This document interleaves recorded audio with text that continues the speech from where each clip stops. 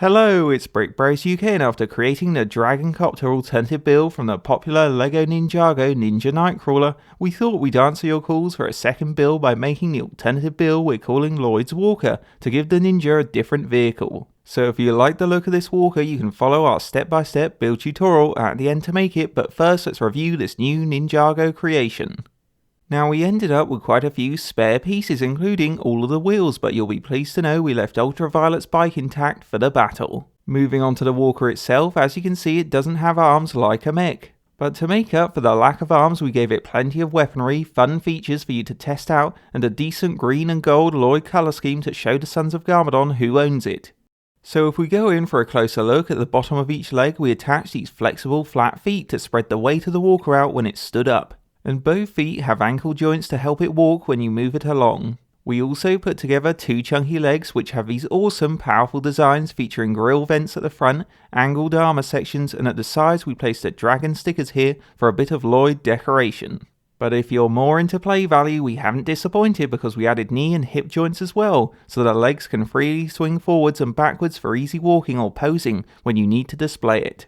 Heading up the walker, we continued the armoured design on the body by building a smooth lime green panel at the front which protects the spinning mechanism we installed into the body. And this feature can simply be activated by turning a cog at the back to spin the whole upper body. So this means you can swing the walker's large gold swords in a deadly slicing action all the way around to stop any attackers.